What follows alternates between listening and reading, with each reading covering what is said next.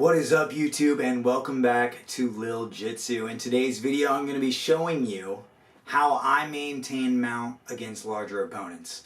I'm sure being a smaller person, you have experienced finally getting to a good position, finally getting to mount, and as soon as you get there, the person on bottom just has this huge, powerful, gigantic ass bridge, and you get launched off and you end up on bottom again.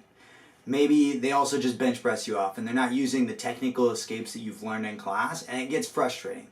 Well, that's why I want to make this video. I want to show you some of my tips and tricks that I use to maintain top position and eventually, by maintaining the position longer, lead to a submission.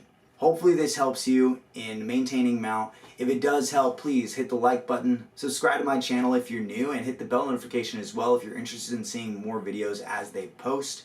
Also, feel free to follow me on Instagram at @lil_jitsu if you want to interact with me there. Got some more stuff regarding my personal life and not just jiu-jitsu, kind of see more about who I am as a person, not just jiu-jitsu. So, without further ado, let's go ahead and get into the video. The number one tip is going to be floating. I use this movement a lot when the person on bottom, I can feel them tensing up and getting ready for a big bridge. The main thing is position over submission, so I'm not losing mount, but I want to use their bridge to change the direction of my hips and float on top of him. I call it floating. So Noah's gonna bridge, right? And as he bridges, whatever side he bridges to, go ahead. Whatever side he bridges to, I float up on top of him using the bridge. You can see he turns this way, and I use my foot as a seatbelt, and my back knee comes up behind him very tight. So it basically takes away any of the power behind his bridge, and it doesn't allow him to roll me over. Now I'm on his back, and I'm able to start attacking the gift wrap. I'm able to start attacking arm bars, and really he's not able to bridge me off of him anymore, right? At this point, the opponents will usually start to flatten back out, and I'll let them, right? So I come back down here, and now maybe he tries to bridge the other way. I float on top of him, making sure that my foot is seat belted to his hip, and my back knee is coming up high. I'm getting away from his hips, away from his legs, so that I can hold the position better and start attacking. The other thing that I do against bigger opponents in mount is I try to get to high mount. I don't want my hips to be directly over their hips because they'll be able to bridge me a lot higher, and I want to be able to keep their bridges away from me and be able to isolate their arms. So a lot of times I will work underhooks, start sliding my knees up, right? And I want to get my knees in his armpits and my feet on his hips. Now when Noah bridges, I barely move at all, and I can maintain this position, and his arms are starting to get isolated, and I can start attacking key locks, looking for S mount, classic mount, right, for the arm bar, and I've got a lot of options to attack there. So getting to high mount is another good way to keep your larger opponents in mount bottom.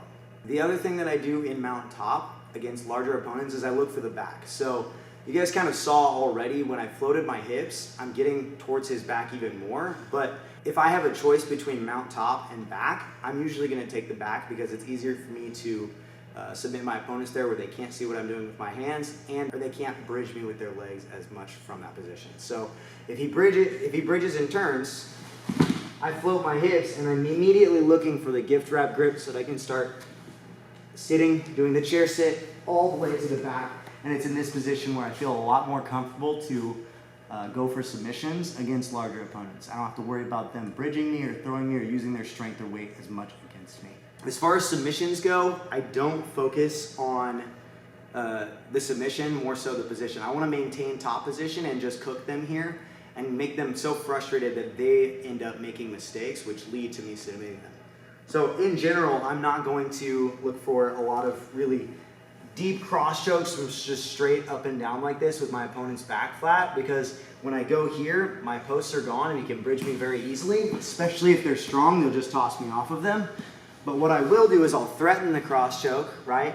And as he starts to bridge, right, he's usually gonna grab this side because it's my first grip. As he starts to bridge and turn, that's when I'll float and start coming to the back. And it's at this point where I can start attacking wrist locks. He has no ability to bridge me over or to escape his hips. So I'll start attacking wrist locks. I'll start attacking Ezekiel chokes. Basically, I'm looking for submissions that take away his ability to defend and knock me over on my back. The other submission that I'll go for, as far as I will attack arm bars from mount top against larger opponents, but only if I can get to a high mount first.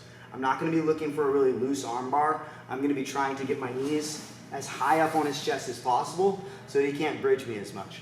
His shoulders when they are glued together like this, basically take away his ability to bench press me or to bridge, and I feel really comfortable here just starting to grip fight and isolate the arm for the actual finish. There you have it, guys. Those are my tips and tricks and strategies for holding mount top against larger opponents. Hopefully it helps you. With that, stay consistent, go train.